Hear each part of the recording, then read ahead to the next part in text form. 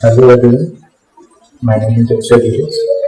I am working as scientist in division of computer application at ICAR IUSM. I am going to deliver the talk on the topic function and module in the Python. So in this lecture, we will see how function can be created, what are the different ways to use the function, what are inbuilt function, what are the user-defined function, and you will see some of the program to implement the function, and we will also see one of the important concept, that is module in the Python. So we will start with the function. So function is basically a block of code that is defined with a name. We will use function whenever we need to perform the same task many a times without writing the same code again. And this function can take argument, and it can return the value as well. So why do we use the function in Python? Function basically improve the efficiency and reduce the error because of reusability of the code. And the benefit of a function is reusability and modularity. Python supports two types of function, which are built-in function and user-defined function. So coming to the first type of function we have, that is built-in function. So the function which are coming along with the Python itself are the built-in function or the predefined function. So there are many predefined function, or you can say the built-in function in Python, which are range, type, input, real, power, etc. So we'll see one example to use the built-in function, that is range function, which is used to generate a sequence of numbers starting from a given start integer to the stop integer. So here I have used a for loop to print the number from range 1 to 10. So here I have used a function, a range, which is predefined function. So, and I am printing the function using this print command. So we will see what exactly it will print.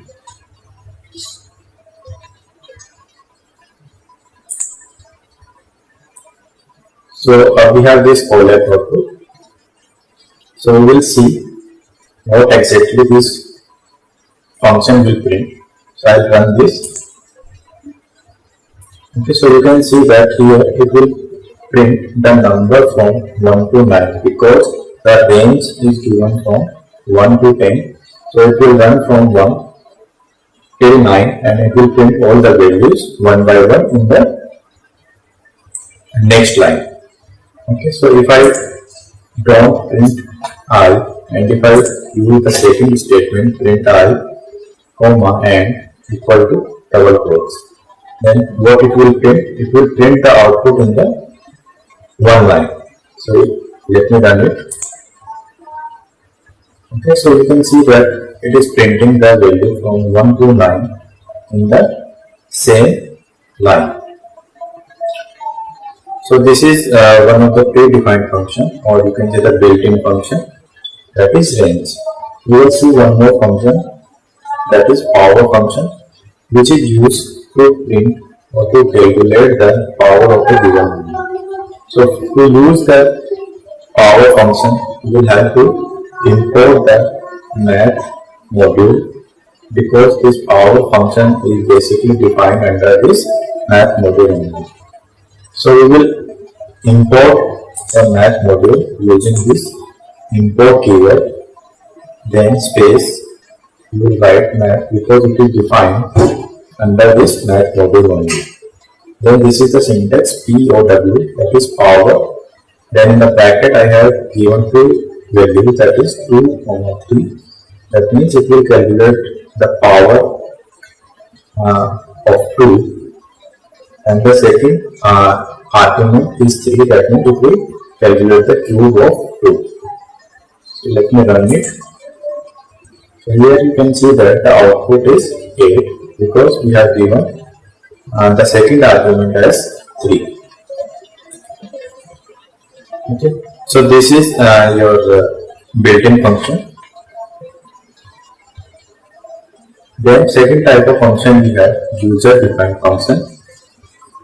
So a function which are created by programmer explicitly according to the requirement of the programmer are called a user-defined function. There are different steps to create a function. First of all, we will have to use the def keyword, def keyword, before the name of the function. So this def keyword is basically used to define a function. Next, we have to pass the argument as per our requirement. So this field is optional, you can keep it blank as well. Next, we have to define the function body with a block of code. Then this block of code will do some sort of operation depending upon our need. Unlike other languages, we don't have to put out the curly braces for the function body. What we have to take care is indentation. So this indentation is essential to separate the code block. If you don't use the indentation, then you will get the error in your Python program. Then coming to the syntax of the function, so you can see that here this def keyword is used to create a function. Then this is the function name, it can be any name. And then in the bracket we have the parameter 1, parameter 2. I have put up 2 parameters here only. You can put up n number of parameters. And you can keep this field blank as well. Then colon. Then here we have the function body. So in this function body we have to write certain statement. Whatever task we have to perform. Depending on that, we will be writing some statement over here. And at last we have the return value. This is again optional. The function can return the value or it cannot return the value. So this is the structure of the Python function. So as I have already told that the function is a block of code which is defined with a certain name, and you can pass the data in terms of parameter into the function. And this field is purely optional field. You can keep this field blank as well. And this function, they are used to perform certain specific tasks, and they are also known as the methods.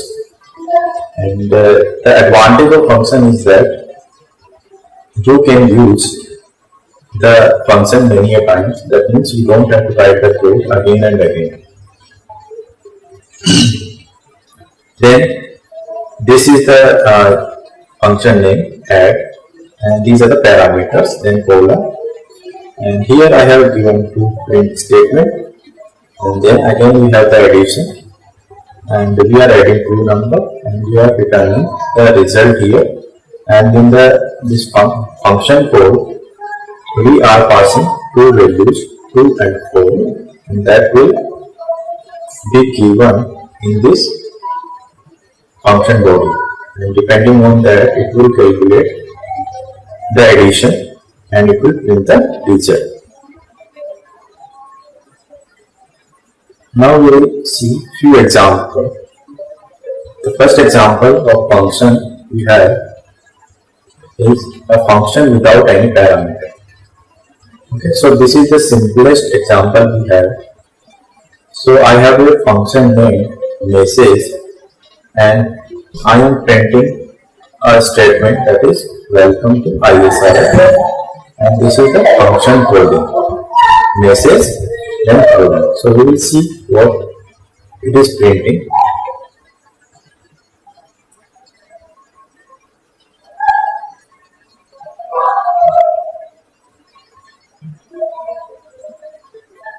Okay, so this is the function we have. So you can see that this will print welcome to IASRI. I have not given any parameter in this function. Simply this is a function without any parameter. Next example we have with us, that is define def message the packet I have guessed, and in the print statement I am printing welcome guest to ISRI. Then I have three statements which have been used. Like in the first statement, message the packet Mr. A is given. In the second statement, Mr. B. In the third statement, Mr. C is given. So we will see what it will print. So you can see that it is printing three statements. Okay, in the first statement we have welcome, because that is the constant we have welcome. In place of guest, the first value, that is Mr. A, would be put into the guest. So Mr. A is printed, and this to ISRI is the constant string we have. So this is printed as it is. So likewise in the second statement, welcome Mr. B to ISRI will be printed. Likewise in the third statement, welcome Mr. C to ISRI will be printed.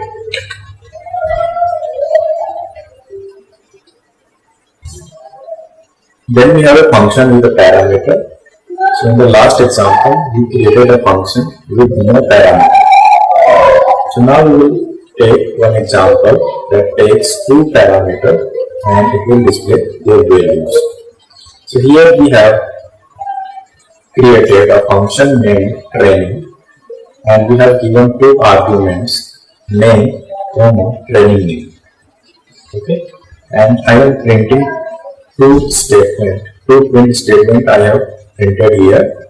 That is, in the first we have hello, then comma name, welcome to ICAR ISRI, and in the second your training title is then comma training name. So in first statement I am printing the first argument with some constant string, and in the second print statement I am printing the second argument. So we will see what it will print.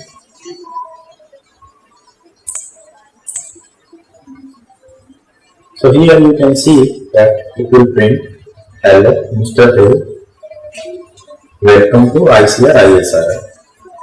Okay, and then in the second statement it will print your training title is, and in place of training title we have this thing,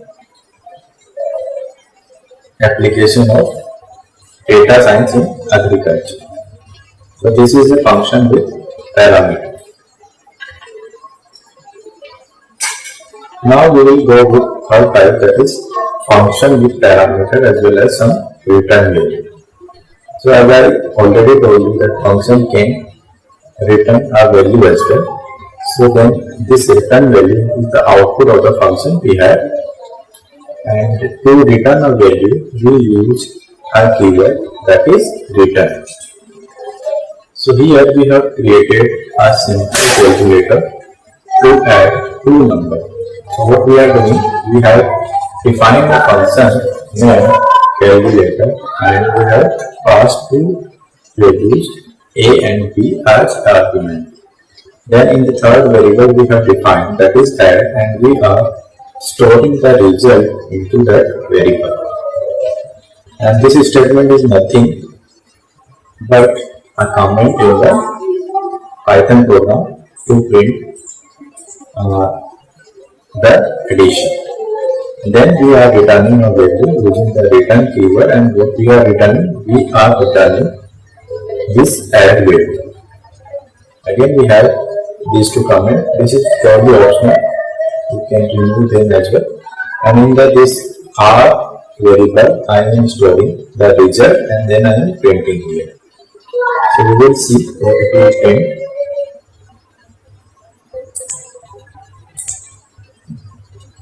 Okay, so you can see that here I have given two values as argument, 20 and 5. So initially 20 will be copied into this variable A, and then 5 will be copied into this variable B. Then in add, these two values A plus B would be added. Then this add is returned using this return keyword. And then we are storing the result into a variable named or we can keep any name. Then we are printing the result using this variable we have defined, that is R. Okay, so we have given some parameter and we are returning some values.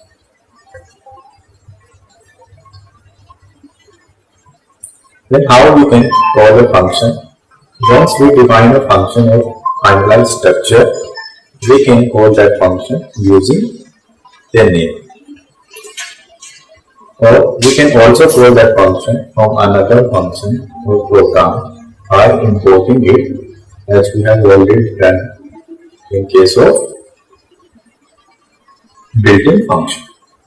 Then to call a function, we have to use the name of function with parenthesis, and if that function accepts some parameter, we have to pass those parameters as well in the parenthesis.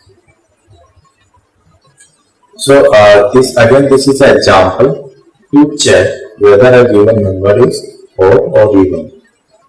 So what we are doing, we are defining a function named even odd, and we are passing one value in variable, and that name of variable is n. So we will put up a condition to check whether a given number is even or odd. So if that number, this is a modulus operator that will give us the remainder of a number when divided by some number. So if whatever number we pass is completely divided by 2 and the remainder is 0, that means that number is even number. So this is a modulus operator, and if this condition is false, then that number is odd number. So we will see what exactly it will print.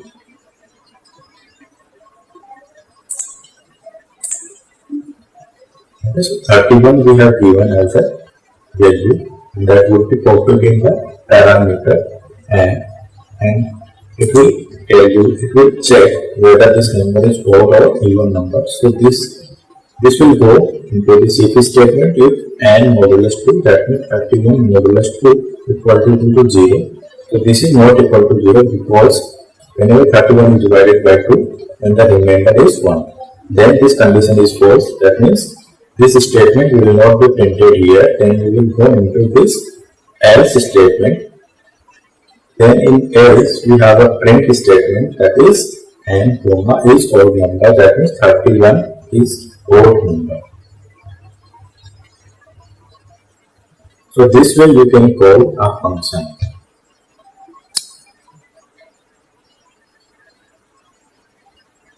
Now we can call a function of a module also. So what we have to do? So in this program we are importing a class, that is render class, that is defined in a module named render. Okay. So how we can import that class into our program? So for that we have to write from random import render. Then we are generating 19 number in this range 10 to 200. So it will print 20 and 19 random number in this range 10 and 200. So let me run this program and see what exactly it is printing.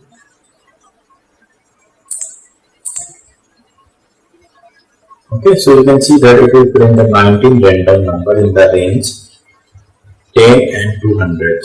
So let me change the range. Now we will see. So you can see that it is printing in the range 100 and 500. How it is printing? We are importing a class that is rendered. Then we are using a range function to print the 19 value in the range 100 and 500. Then we have one more important concept, that is block string.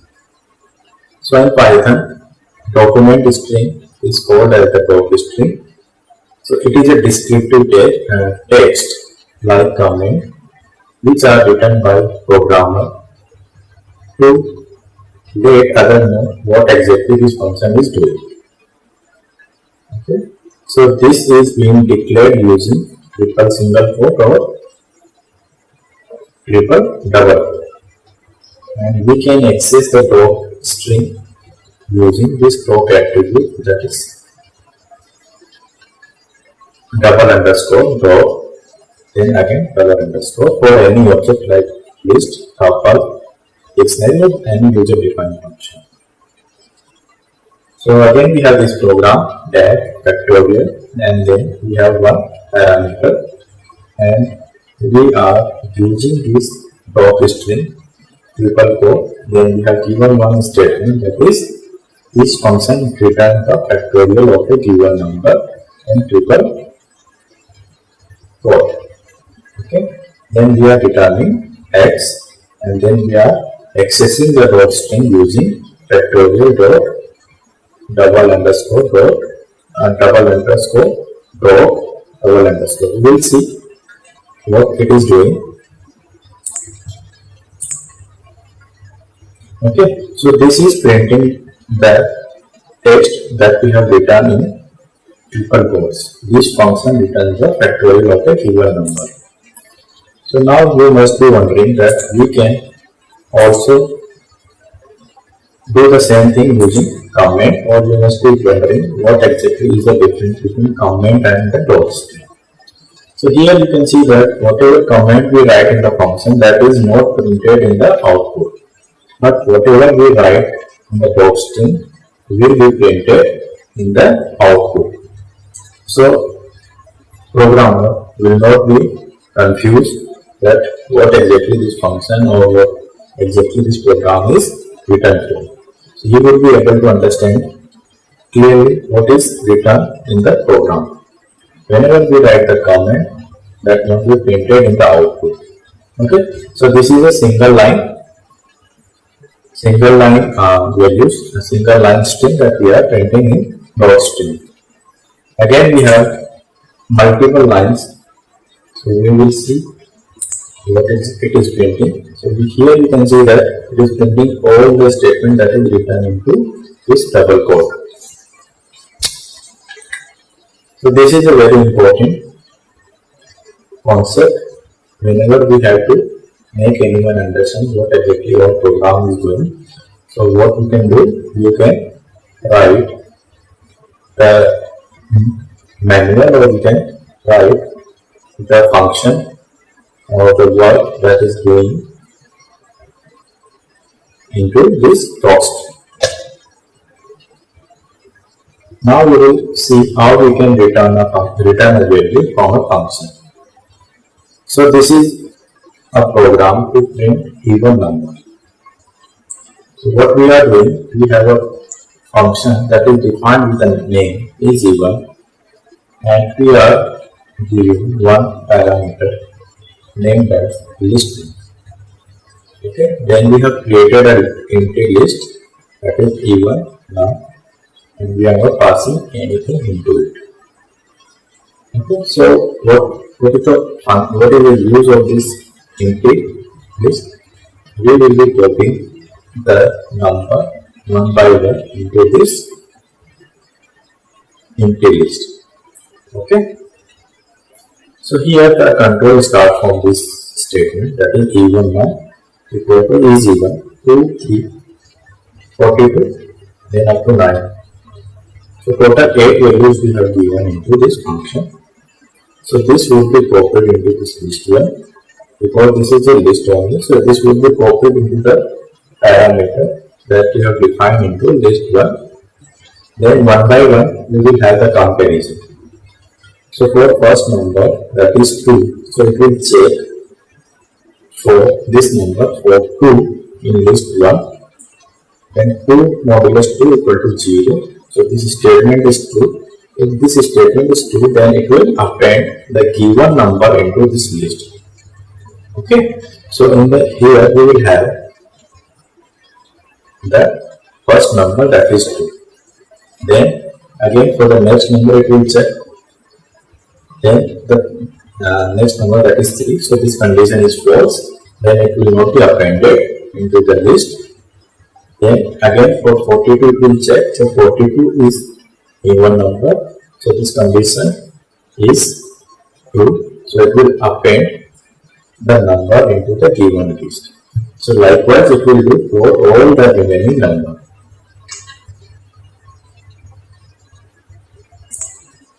So we will see what it is printing, whether this printing is correct values or not. So you can see here that we have 8 values, out of which 4 are even, that is 2, 42, 62 and 17. Okay, so we can return our list as well from a function. Now again we have this function which we are using to print even as well as the odd number. So the entire code is same as the previous one. Slight modification we have done. What we have done, we have created one more empty list, that is odd number, and we will check for odd number as well. If the number is odd, we will append that number to this empty list. If the number is even, we will append that number to this even list. Okay, and then we are printing the even number as well as the odd number. So we will see what it will print.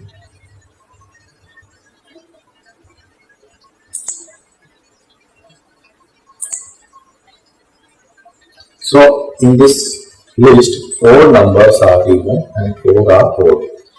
So again for each number comparison will be made. If that number is even, then we will add that number to empty list that we have defined with even now. If that number is odd, that means if this condition is false, we will add that number or we will append that number to empty list that is odd number. So this way we can return multiple values as well, or we can return multiple values which are list only. So in the previous example we were returning multiple values that were list. Here we will return the multiple values from a function.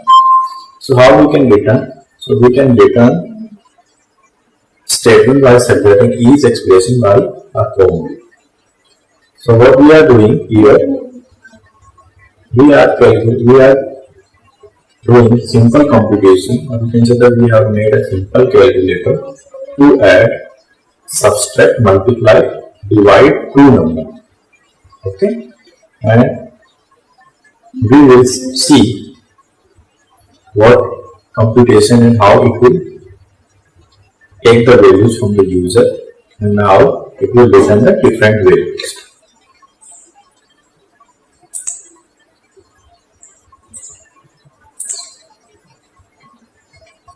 Okay, so it is asking us to print or enter the first number, that is, let's say 5. Now it is asking me to put up a second number, let's say 6. Okay, so now you can see that in N1 we have first number we are taking from the user, that is 5, and then in N2 we have second number that we have taken from the user, that is 6.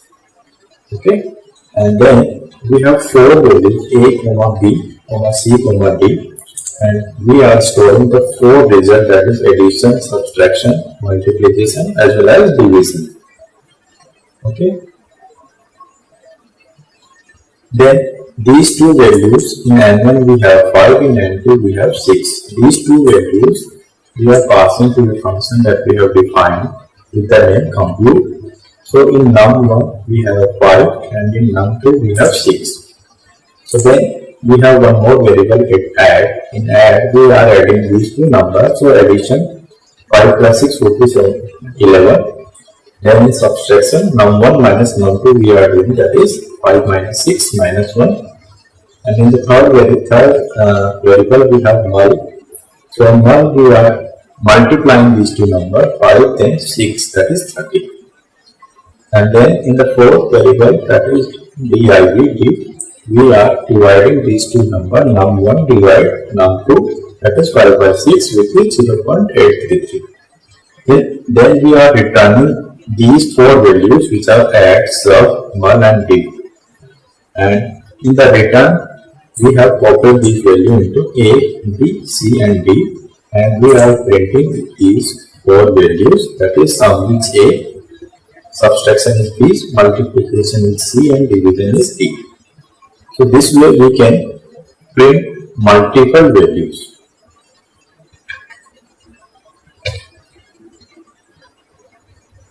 Then coming to the next subpart we have, that is Python function argument.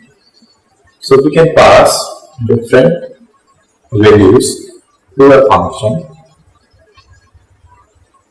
and for that we have four types of argument allowed. First one is the positional argument, second one is the keyword argument, third one is the default argument, fourth one is the variable length argument.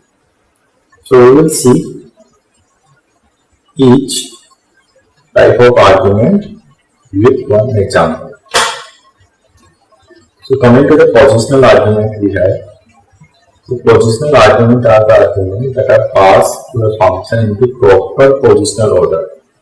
That is, first positional argument needs to be the first when function is true. Second argument needs to be the second when the function is fourth.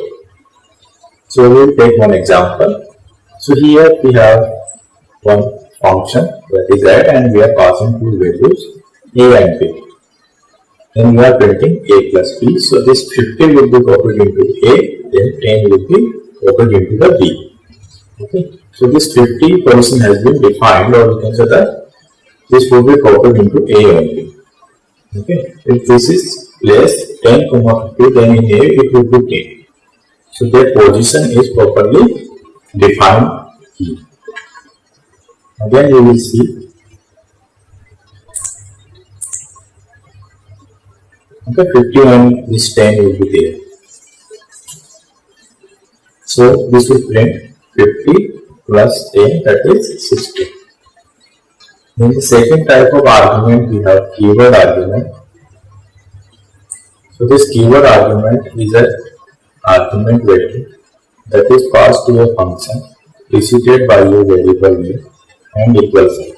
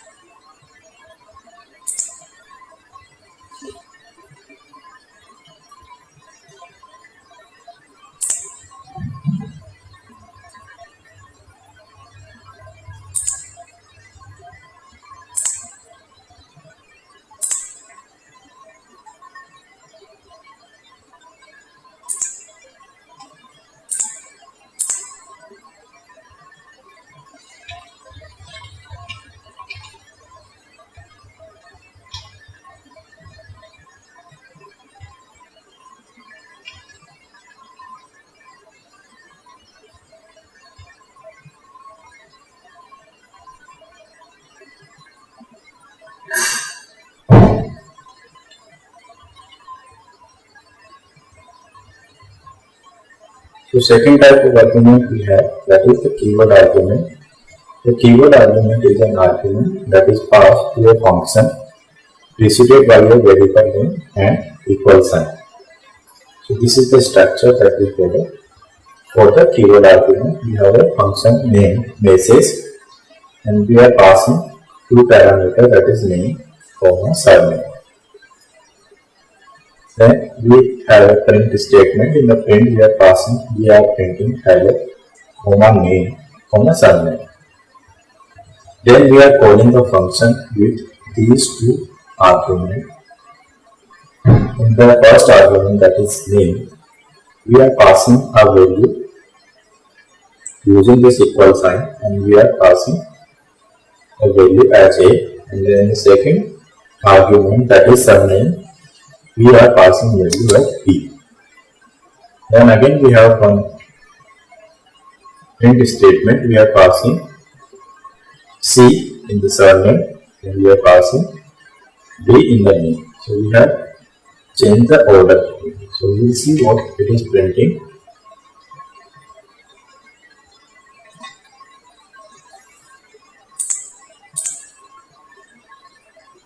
So you can see it will print hello a comma b.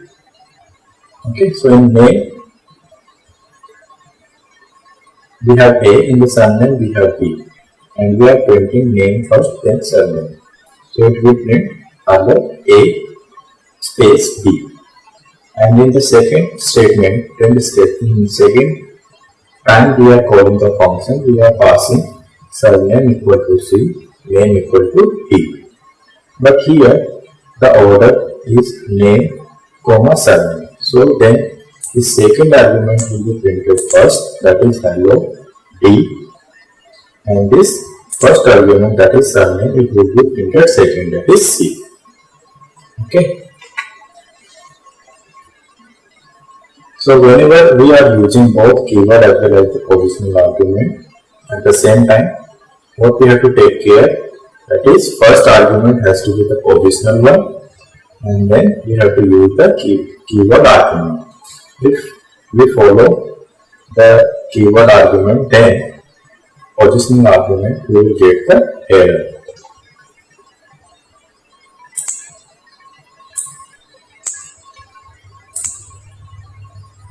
Okay, so here you can see that in this line we are getting the error. What it is showing? It is showing that the positional argument follows the keyword argument.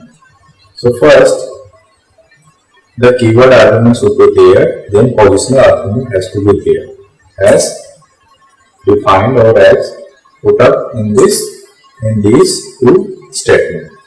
So we should take care of these things. Then third type of argument we have, that is default argument. So default argument takes the default value during the function call if we do not pass the value to the function. So we can assign a default value to a default argument in function definition using this equal, or we can say the assignment operator.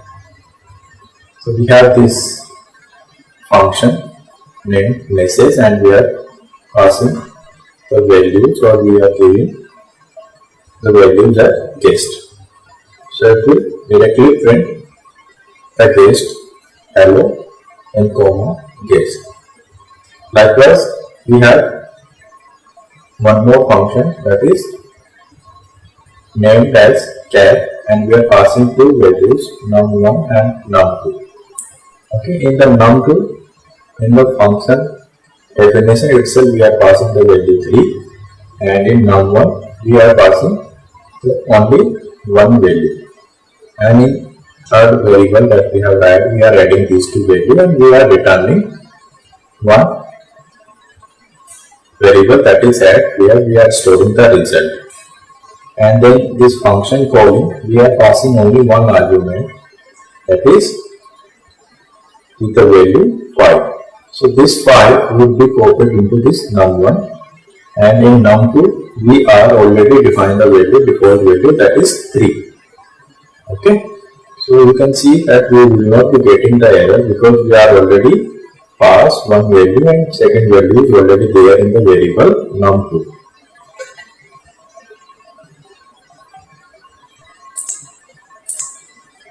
So you can see that we are getting the output as 8. We are not getting any error over here.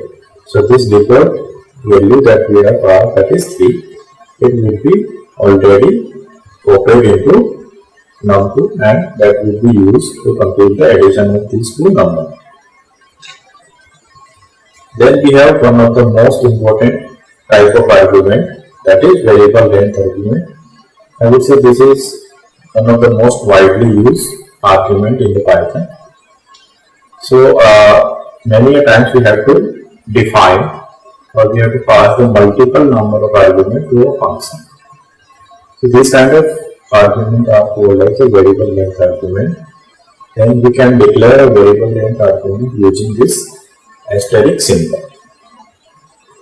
Then this is the definition, that is, I have defined one function with a name f1, and in the bracket I have passed asterisk where. This is for variable, you can write any name, and this is the function.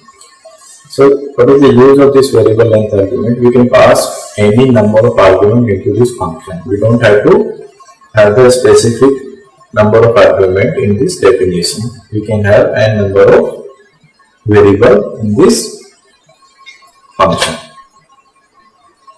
So we will see one program to add n number. So earlier what we were doing, we were passing here the argument n1, n2 up to, let's say we are giving the 5, we have to add the 5 number. Then what we were doing, we were putting n1, or you can say num1, num3 up to num5. So in this function addition, we are passing each 7 values. Okay, so this would be copied into this number. Then we have defined one more variable, that is total. In total we have initialized with 0. Then we have used one loop, for loop I in number, that is for 7 number it would run. That means it will take one value, then total equal to total plus I. In case of I we have 10. Okay, so total would be 0 plus 10. So first time we will have total equal to 10. So total is updated with 10. Then the second value is 5. So it would be total plus I, that is 10 plus 5.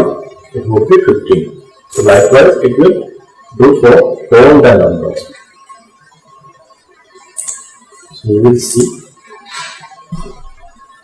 Okay, so sum is 149 if we add up all these numbers.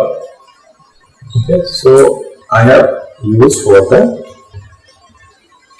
7 number. Let me do it for 9 and check whether this is running or not.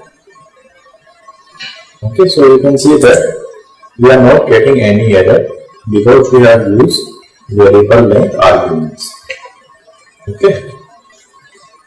Then we have one more program where we are adding and multiplying more than 2 numbers. Again, in addition, one variable we have defined, that is add, and one more variable that we have defined with name mul. So why we have kept 0? Because initially we have to define some value we have to give to this variable add. And why we cannot define this variable with 0? Because if we define with 0, then ultimately we would be getting the result as 0, because the resultant value will be multiplied by this value. That's why we are defining mul equal to 1. Then we are looping over the numbers and we are adding them and we are multiplying over the numbers. Okay, we will see what we are getting, whether we are getting this correct output or not. So you can see that we are adding all these 4 numbers 10, 11, 12, 13 and we are getting 46, and the multiplication is 17160. So this is one of the important argument we have, and this is one of the most widely used argument. Again, the important type of function we have is recursive function. So a recursive function is a function that calls itself again and again many a times. So we will have one example to calculate the factorial of a given number. So in calculating the factorial, we have to do the same task again and again. So that can be used, or that can be written using this recursive function. So we have this function named with fact, and if the number is 0 or 1, then the factorial is 1 only. because for 0 and 1 we have factorial value equal to 1. So this is a terminating condition if we pass the number as 0 or 1, otherwise it will go into this else condition and it will return num into fact and num minus 1. Suppose we have to calculate the factorial of 5, then how we calculate the factorial? So factorial of 5 would be factorial 5 and factorial 5 would be 5 into 4 factorial and 4 factorial would be 4 into 3 factorial. 3 factorial would be 3 into 2 factorial. So likewise it will run till and num equal to n. What we are doing, we are calculating the factorial, or we are doing the same task again and again. Then we can put up the task into this recursive function. Okay, so we are taking the input from the user and we are calculating the factorial.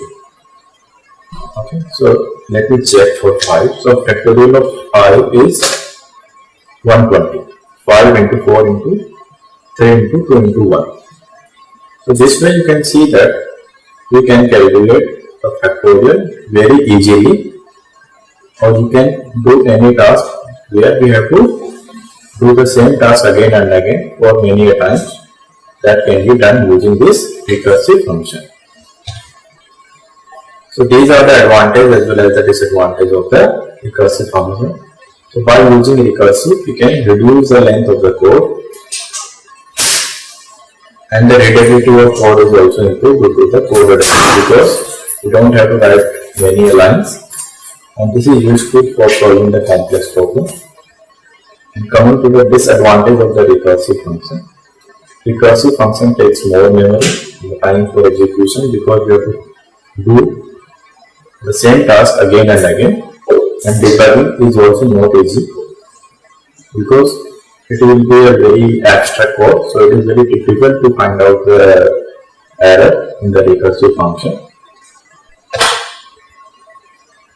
Then we have one more important function with us in Python. So that is anonymous function, or you can say the lambda function. So this lambda function is a function without any name. So that's why this function is also called as the anonymous function. The reason behind the anonymous function is instant use, that is one-time usage. Generally, the functions are declared using this keyword, that keyword, whereas we don't have any function name whenever we are defining or whenever we are using the lambda function. So these functions are declared using this lambda keyword. So a Python lambda function is a single expression, and in lambda body we can expand the expression over multiple lines of syntax using parentheses or multiple strings. Coming to the syntax of the lambda function, so we have to define, or we have to write lambda, then colon, argument list we have, then again colon would be there, then expression. Whatever expression you want to compute, you can put up. So this is a program to check the even and the odd number using lambda function. We have seen this program earlier. So here we have a variable check number, then lambda is the keyword to create the lambda function, then num is there, then colon is there, then we have this statement, that is the number is even if this statement is true, otherwise false. And we are taking the info from the user and we are checking that number for even or an odd number. So we will see whether we are getting the same output or not. So let me pass 5 as the even number. So 5 is an odd number. So here you can see that in the single line you can check whether the given number is even or odd number using this lambda function. Okay, so this was all about the function. And function is very important concept in the Python. So next concept we have, that is Python modules. In Python, modules refer to the Python file which contain Python code like Python statement, classes, function, variable, etc. So a file with Python code is defined with extension .py. Like if we have a file named as test.py, so here this test is the module name. So in Python, a large code is divided into small modules. And coming to the advantage of module is that it allows us to share very usable function. So like function, we have two types of module. First one is the built-in module, second one is the user-defined module. So first we will come with the built-in module. So built-in module are those modules which are already available in the Python repository.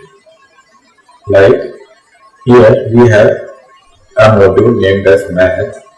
So under those modules we have different functions defined and we can directly use in our code. So what we are doing here, we are importing the math module into our program and then we are using the square root function to calculate the square root of a given number. Okay.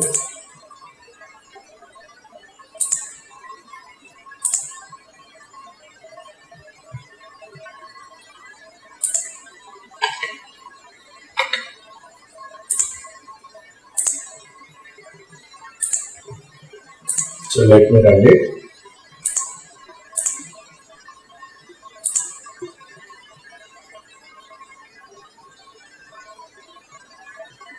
So it is printing the square root of 5, which is 2.236. So we are directly using the built-in module into our program. Then the second type of module we have with us, user-defined module. So user-defined module are those modules which are created or defined by a programmer depending upon their requirement. So we can create our own module which contain function, variable as per our need. Okay, so we will see one example to create.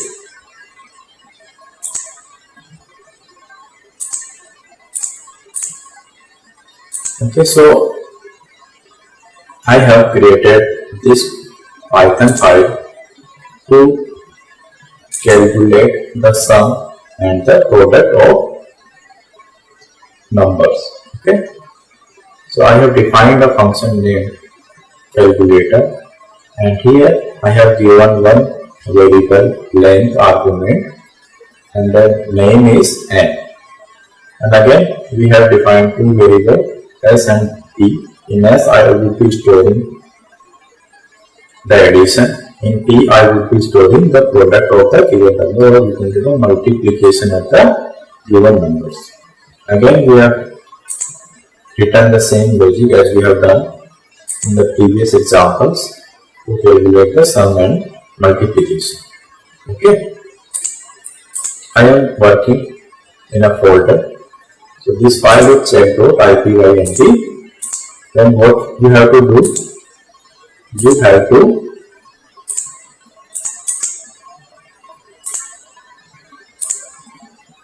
have to download the Python file.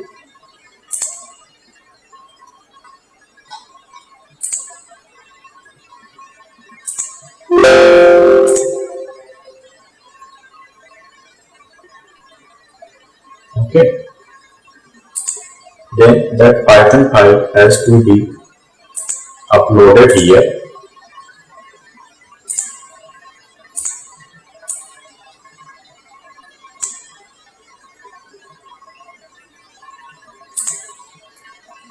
Okay.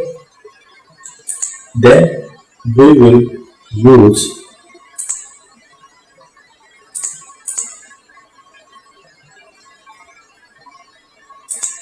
two type of method to use the modules.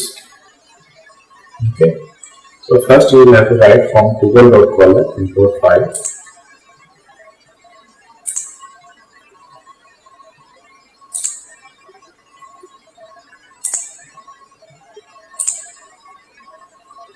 So what we have to do,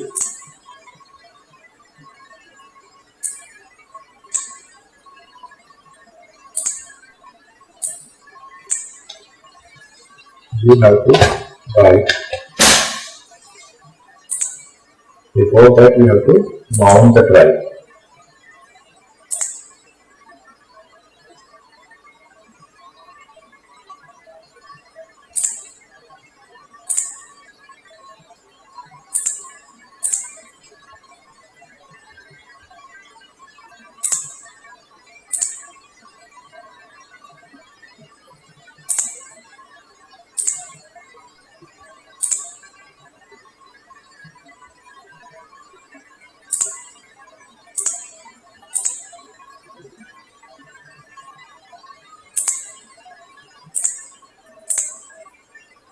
So first what we have to do, we have to write from google.collect import file. Then we have to mount it.